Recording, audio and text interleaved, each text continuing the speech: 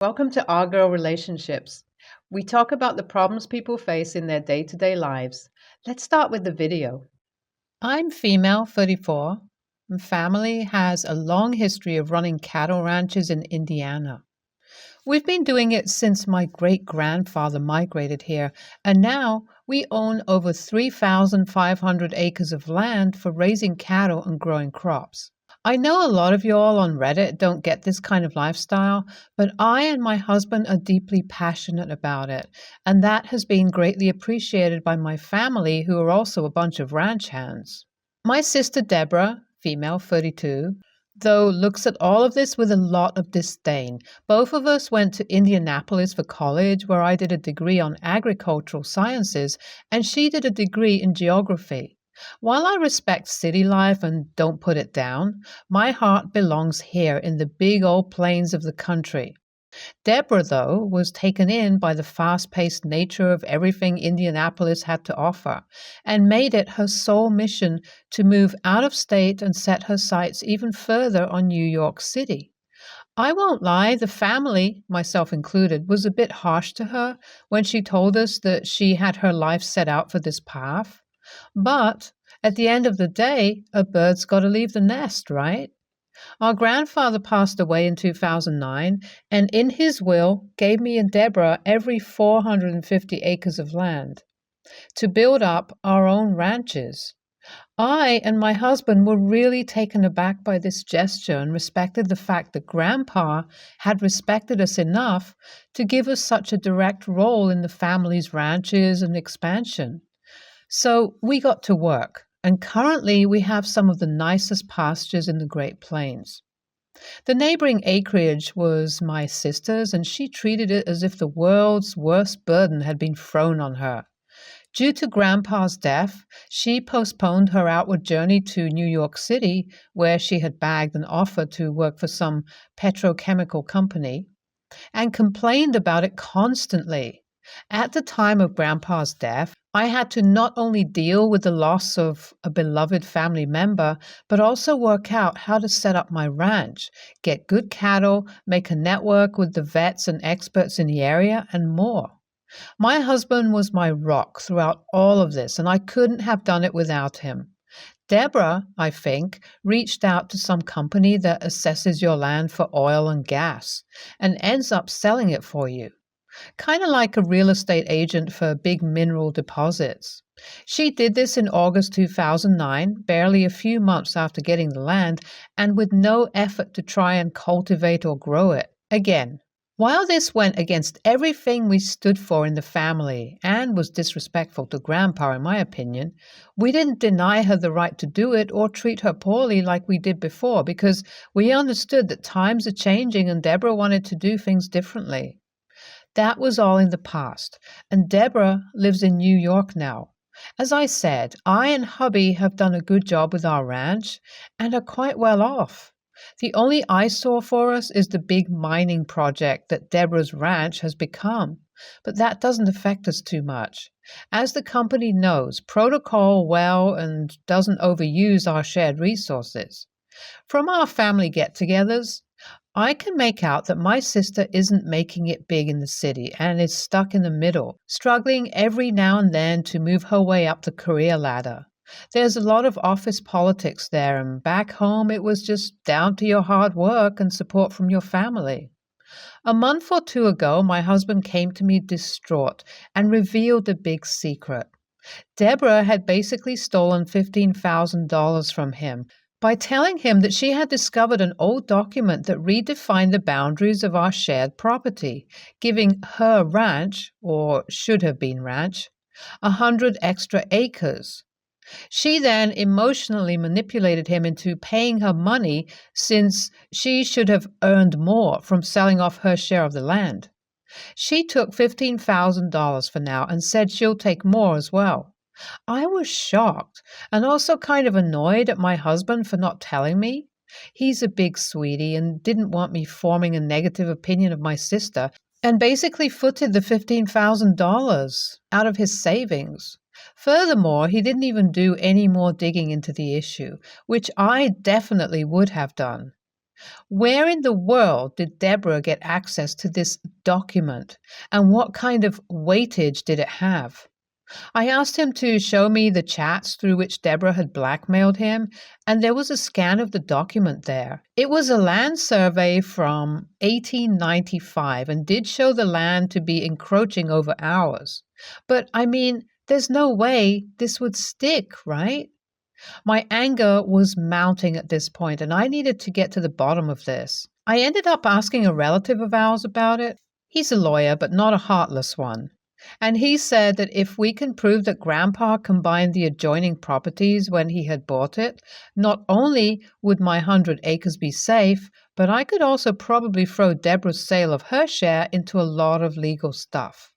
With that in mind, I asked Grandma if I could have a look at Grandpa's property papers and saw that he had ended up combining the land, which Deborah and I got in his will. So her whole logic of coaxing money out of my hubby was on shaky ground, basically hovering on a pile of BS, never mind shaky. I told my husband about this, and we decided that we'd calmly confront Deborah about it when she comes over for Thanksgiving. She arrived a week before the dinner, and hubby and our extended family were all staying in Dad's large ranch as a way to have some fun family time as well. Cousins, little kids, everyone was there. And while I would usually love the chance to hang out with all of my clan like this, Deborah's behavior at this time was exhausting. Okay, so firstly, she would not stop talking about New York. Every other sentence of hers was, "Oh, in New York, they do it like this." Or, "Back in New York, everyone shits gold."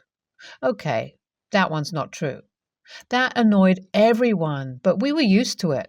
What I didn't like was her coming up to me and hubby one day and saying this. After some pleasantries, she went and did what she always does, making snide comments. "Must be nice making so much money on stolen land. You should be nicer to me. I'm not suing." I was seeing red. How dare she make this comment after what she has done? At this point, I knew I could have her tongue-tied by showing her grandpa's property papers. But after that incident, I decided I would make it much, much worse for her. She expected me to just roll over and treat her as some gracious savior for letting us use our land. Her whole ploy was based on me being some dumb Barbie who wouldn't know the law, but she underestimated me. I feel like I may be the AH here because I remember this thought running in my head. Okay, OP, let's wait until the most humiliating moment to air this dirty laundry. Dinner was a few hours away and I was feeling petty. So after the turkey was carved and we all sat down, I planned to slowly make small comments about Deborah selling off her ranch and how that got me curious about the history of the property. And well, all of that went flying out of the window. What happened was Deborah making yet another snide comment directed at my husband, innocently saying that she expected a big gift for Christmas, and I snapped. I mean, full on smashed down my cutlery and screamed, "Listen up! The only gift you're getting from me is a lawsuit. I have papers from Grandpa's property that prove that both our plots are treated as one unit. And if that's the case, you freaking idiot, then selling off your ranch for oil is a big problem. And I'm going to make it into one for you." It looked like I'd slapped her across the face. It was hilarious. My sister had no idea I knew about this little loophole and was just opening and closing her mouth like a fish. Without saying a word, she got up and started to leave. During all of this, the whole family was in a mess, taking sides, telling me to calm down, and since they didn't know what the issue was about, just being nosy in general. I shouted at Deborah to the driveway, and once she drove off, I told the entire family about what she had done. Once they knew, they were just as mad as me, and Dad was ready to disown her. I know that if I had approached Sis quietly before dinner, none of this would have happened. And while I do kind of hate her guts right now, I don't want her to be cut off from the family forever. So, Reddit, AITA? Update. So it seems Deborah left for New York and lawyered up.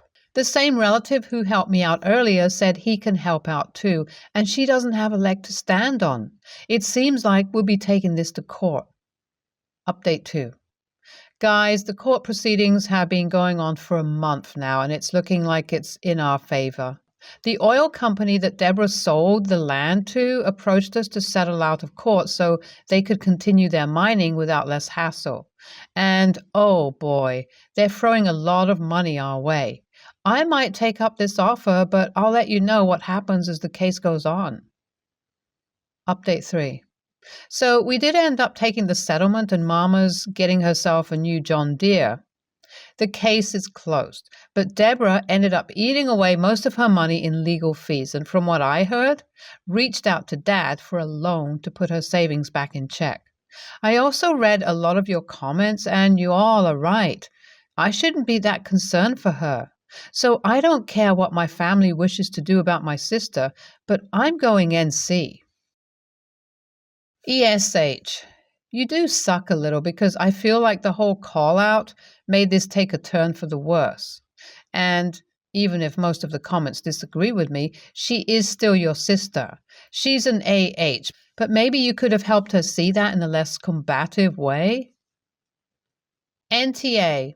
And as a lawyer myself, you're in the clear. I think your sister ended up digging a hole for herself by lawyering up instead of trying to resolve it with you. And yeah, you should probably not worry about your sister as much as you do. She kind of has it coming to her, IMAO. Next story. So, to make a long story short, I, 28, female, am getting married tomorrow. My dad is not insanely rich or anything, but is pretty well off, more so than the average person. He's 69 years old and is dating a 23-year-old woman. They've only been together for 4 months, but already she's moved in with him and they're engaged. I know that she's with him for his money, and I knew it from the start. This isn't typical daddy's little girl jealousy or anything. She is genuinely just with him for his money. I've even asked her before if she thinks she would be with my dad if he couldn't support her the way he does, and she literally said no. He's always buying her shit, and I'm currently paying for her college. She threatens to leave him if he doesn't buy her the things she wants every time she wants it. The whole thing is a nightmare. It would be different if she were at least nice, but she isn't. When I first met her, I wasn't indifferent with her at all. I actually tried really hard to be nice, but right off the bat, she was a passive-aggressive and rude to me. I've caught her wearing my deceased mom's jewelry and clothes before, and all she says is, "What? They're mine now," which pisses me the frick off. I used to have a family birthday party at my dad's house every year, but this year I didn't get to have one because this bitch didn't want me to, which was really disappointing. She went as far as to tell him I wasn't welcome in their home anymore after only meeting me 3 times, and since then, my contact with my dad has died down significantly. She's never been nice or even civil with me. Maybe if she were, I wouldn't care as much because I know that my dad is grown and can make his own decisions, but she's taking advantage of him because he's vulnerable and has been sad and lonely since my mom passed and is looking to fill the void somewhere. Long story short, I told him I wanted him at my wedding, but she couldn't come to either the wedding or the rehearsal because I didn't want her bad attitude to ruin my day. He got upset with this and it caused a minor argument, but he eventually folded, saying he wouldn't bring her, and I thought that was the end of it. However, yesterday they showed up to the rehearsal together. I was pissed as I had deliberately told him not to bring her, and my reasoning for doing so. I didn't want drama, so I discreetly pulled him aside and told them that he could stay, but she needed to go. My dad tried to convince me to let her stay, but I told him we already hashed this out beforehand.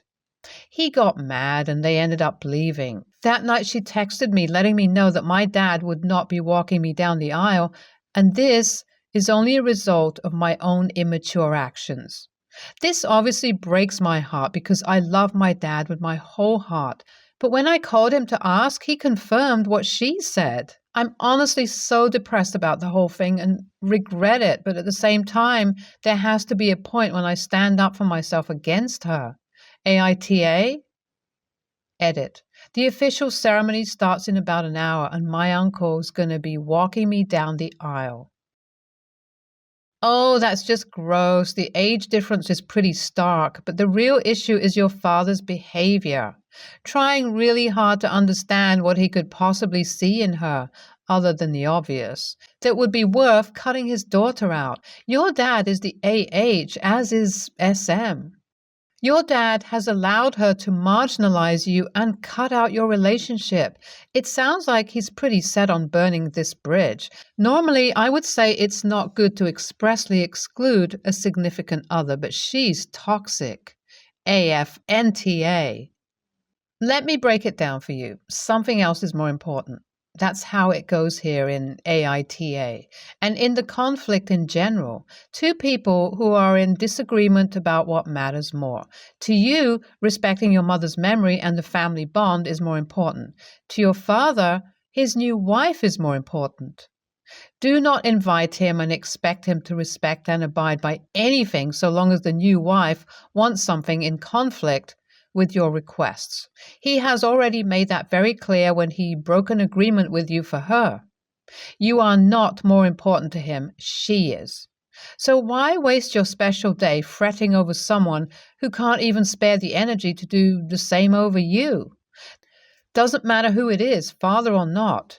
You will learn how, little, you are valued by him and decide whether you agree with it. Make that day today. Treat yourself better than he treats you.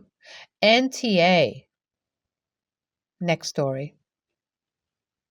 I have an income. I make $800 to $1,000 a month, but it's while doing a hobby, not a real job.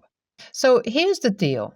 Pre-virus, I worked as a med tech and I had been working there for 4 years. I made great money because of how much overtime I worked weekly. It was not a choice I made to work that much. We had a policy where if someone called out, you were not allowed to leave unless you found coverage for the shift that someone else abandoned. This was because it was only me and one other CRMA on the floor for over 200 residents and they needed meds, but no one else was qualified. Usually the only people who could cover was management and they just outright refused 24/7. So I got stuck there nearly every single day to cover. During this time, my fiance didn't work. Someone needed to stay home with the kids. Well, I caught the virus from work and was out 14 days unpaid. When I came back, I was told to turn in my badge and leave. They got me for job abandonment because I didn't call in every single day. I was awarded wrongful termination compensation but refused to return after that. Currently, my fiance works 2 jobs by his own choice. He comes home the other day completely burnt out. I get that. I was that person, so I understand. But he took it at this moment and decided to lash out and tell me I needed to get a real job because him working 2 jobs isn't what he fricking wants. It's not what I want either, but here's the thing. We are down to 1 vehicle. He totaled his. Schedule clash. No one will be here to get the kids off the bus. They are young, etc. So I told him that I would not be getting a real job unless changes were made. Either we get a second vehicle and he stops using mine, because I will not be getting the kids up at 4:30 a.m. to drive him to work, going back to get the kids on the bus, leaving work early to get the kids off the bus, and then going back out an hour later to collect him from work, an hour and 20 minutes away every single day. He finds a way to get the kids off the bus or pays for a daycare, which we cannot afford. His words. He won't, though. We don't have the means to, so it's not an unreasonable refusal, but we truly cannot do it. We have no friends in the area. All family lives out of state, so we have no chance at getting help with the kids, and it's not like I don't have an income. But he thinks I'm just sitting around having fun while he busts his ass, and that's not the case. But he has resorted to saying I'm living the high life when he is bending backwards. I've also tried applying for at home positions, but that pisses him off because he thinks I'm going to become isolated and depressed from lack of socialization. AITA? So, when you worked away from home and he was home with the kids, not making hobby money, and with a vehicle of his own, it was fine. Now that he's working away from home and you're staying home with the kids, making a bit extra, and have no vehicle, it's not NTA at all. NAH. But you do have to have a talk with your fiance about how to make each of you working possible. The whole job sounds downright abusive. WTF would someone with COVID have to call in each and every day? I mean, there is a set time frame for how long one needs to be out. I mean, it has been altered at different times during the pandemic, but the current policy at the time was no mystery. And as for if some coworker calls in and it becomes your problem, that's BS. That's something management should be dealing with, not putting on you. Stay tuned for more stories from Our Girl Relationships.